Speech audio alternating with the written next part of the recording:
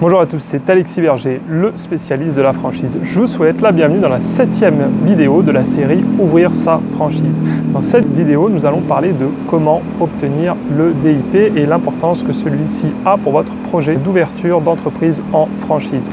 Si vous n'avez pas vu les autres vidéos de la série, les vidéos numéro 1 à 6, je vous invite à les visionner en regardant dans la description de cette vidéo. Bienvenue dans la série Ouvrir sa franchise. Je m'appelle Alexis Berger et je suis entrepreneur depuis l'âge de 19 ans. Grâce à la franchise, en seulement 3 ans, j'ai pu me créer un actif d'1 million d'euros. Aujourd'hui, j'ai décidé de vous montrer l'envers du décor d'un franchisé, de l'idée de création jusqu'à l'ouverture du point de vente. À travers chaque vidéo de cette série, vous allez vivre avec moi toutes ces étapes. Aujourd'hui, dans cette vidéo, on parle de DIP qui est quelque chose d'extrêmement important dans votre projet. Le DIP, c'est le document d'information précontractuelle. Qu'est-ce qui va se trouver dans ce document? Il va tout d'abord y avoir l'identité du franchiseur. C'est quand même bien de savoir avec qui vous allez travailler. Il y aura par exemple le nom des dirigeants et leur parcours. Comme ça, vous savez un petit peu s'ils ont de l'expérience dans le domaine dans lequel ils vous proposent une franchise. Parce que ça arrive très souvent que des gens finalement se lancent dans un secteur d'activité sans être issus de ce secteur à la base. C'est pas pour ça que ça sera pas bon, mais ça vous permet en tout cas d'en savoir plus sur les dirigeants ou le dirigeant qui gère aujourd'hui la franchise qui vous intéresse. Ensuite, il va y avoir une présentation de l'entreprise. Vous allez savoir quel est son statut, si c'est une SA, une SARL, quel est son capital social, depuis combien de temps elle existe, où est son siège social. Il ne faut pas oublier que très souvent, même quasiment systématiquement, entre le nom de l'enseigne et le nom de l'entreprise qui est derrière, c'est différent. On utilise ce qu'on appelle un nom commercial. Si vous avez une franchise comme McDonald's derrière, chaque fois, tous les franchisés, ça porte des noms différents qui peuvent être, je sais pas moi, j'aime les hamburgers SARL, voilà, n'importe quel nom vous pouvez le mettre derrière. Donc ça sera le nom de la société, la SARL, la SA, mais en fait vous allez utiliser un nom commercial qui sera le nom commercial du franchiseur. Mais parfois le franchiseur lui aussi, il utilise tout simplement pas le nom commercial. Comme ça, si vous voulez voir un petit peu si quelqu'un cherche les comptes de la société, c'est un petit peu plus difficile de les trouver parce que quand vous recherchez sur le registre du commerce, ou par exemple vous cherchez sur société.com, il faut connaître le nom de la société pour le trouver, et forcément si ce n'est pas le nom de l'enseigne, ça vous complique un petit peu la tâche. Ensuite, il va y avoir la présentation du réseau. Là aussi, on va vraiment commencer à rentrer dans ce qui est important. C'est-à-dire vous aurez l'historique du réseau sur 5 ans, naturellement si la franchise existe depuis ce temps-là. Ça va vous permettre de voir l'évolution. Peut-être qu'ils ont commencé avec 1, 2, 3, 5 franchisés. Aujourd'hui, 5 ans après, où ils en ont 50. Ou peut-être qu'ils ont augmenté, ils ont eu jusqu'à 30 franchisés, puis ça a baissé jusqu'à 20. Aujourd'hui, ça remonte. Mais ça, vous allez vraiment pouvoir le voir en détail. Et vous allez avoir surtout, là, c'est vraiment le top du top, vous allez avoir la liste des franchisés, jusqu'à 50 franchisés. S'il y en a plus que 50, ils ne sont pas obligés de mettre la liste en entier. Mais avec une liste de 50 franchisés, vous pouvez déjà vous faire plaisir. Et là, encore une fois, la vraie liste des franchisés avec le nom des sociétés qui les exploitent. Et là, comme je vous l'ai dit, vous allez tout simplement sur société.com, vous tapez les noms et vous avez accès aux détails de chacune des sociétés et aussi au bilan. Ça vous permet de récupérer les bilans des franchisés et voir si leurs affaires marchent bien. Et ensuite, la petite cerise sur le gâteau, c'est les départs sur 1 an. Malheureusement, seulement sur 1 an, ça aurait été plus intéressant sur 5 ans. Mais c'est-à-dire que l'année, avant votre signature, s'il y a des contrats qui ont été... Alors, ça peut être des gens qui sont partis tout simplement parce qu'ils n'ont pas renouvelé leur contrat. Ça peut être des résiliations de contrat, donc ils viendraient de l'intermédiaire du franchiseur qui a résilié le contrat, ou des gens qui auraient cassé leur contrat. Et ça, c'est quand même intéressant parce que là aussi, encore une fois, vous avez les gens qui l'ont résilié, le nom de la société, et vous pouvez toujours tenter de les contacter pour savoir pourquoi. Alors s'il y a un réseau, plus le réseau est gros et plus il y aura des départs, c'est pas pour ça non plus qu'il faut s'inquiéter, mais c'est quand même, si vous avez un réseau qui a que 25 unités et qu'il y en a 5 qui sont partis l'année dernière, là vous pouvez commencer à vous poser des questions. Ensuite, présentation du marché, là aussi très important. On va vous faire un état général au marché national. Bon, souvent je ne vous cache pas que c'est des données un peu, ils ont repris ça dans des études, ça a peu d'intérêt. Donc si vous êtes, on va dire, dans la distribution, dans un secteur comme tout ce qui est bio, ils vont vous dire que le marché il accroît de, je sais pas, X% l'année dernière, etc.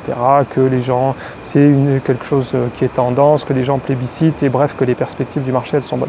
Donc ça reste très généraliste, ça ne va pas vraiment vous aider à vous installer sur la zone qui vous intéresse.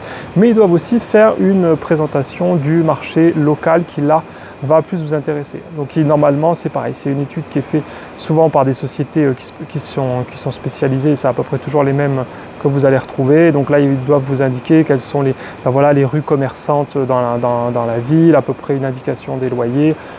Bon voilà, vous avez pas mal d'infos sur le dynamisme normalement de la ville, etc.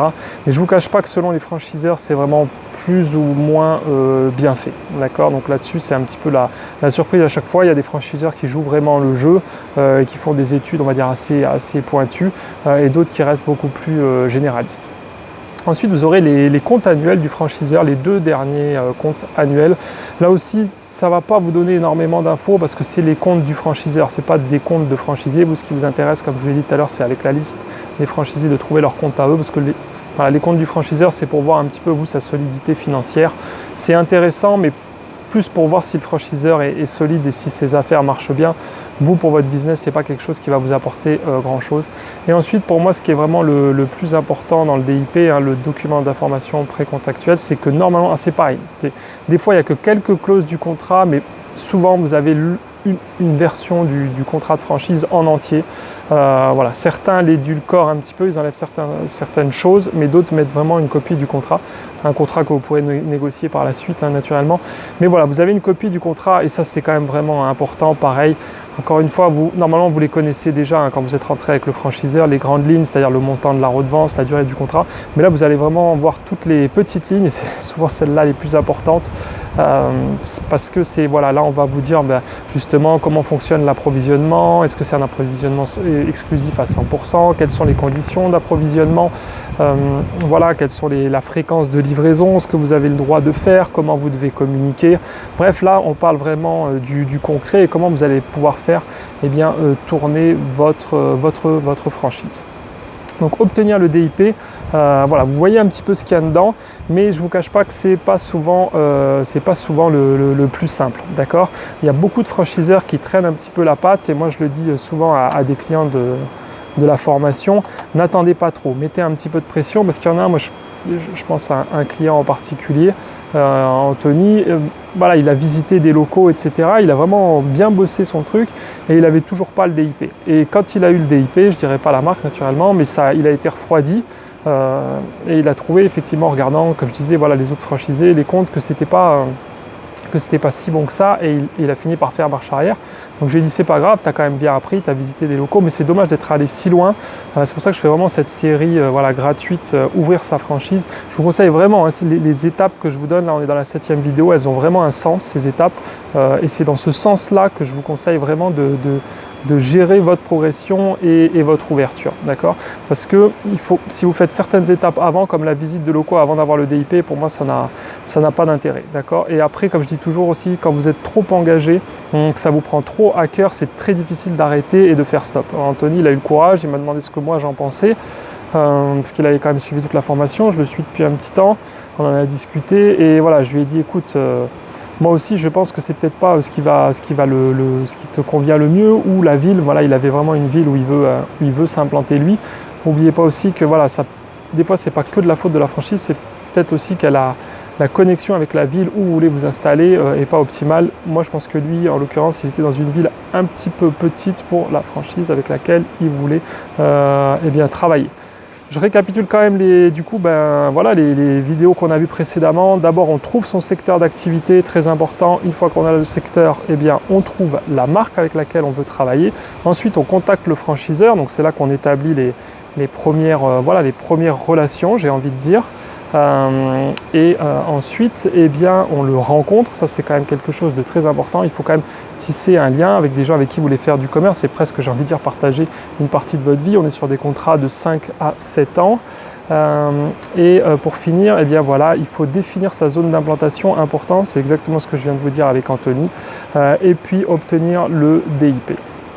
Vous avez suivi toutes ces étapes, c'est juste parfait, on continue à avancer et donc on verra ça dans la prochaine vidéo. Si vous voulez en savoir plus sur moi, sur mon parcours, comment justement la franchise m'a permis de me constituer un actif d'1 million d'euros en seulement 3 ans, il y a un lien qui va s'afficher sur votre écran où vous pourrez sur une présentation qui dure un petit peu plus d'1 heure et qui vous explique tout ça en détail. Je vous dis à très bientôt dans une prochaine vidéo, ciao ciao.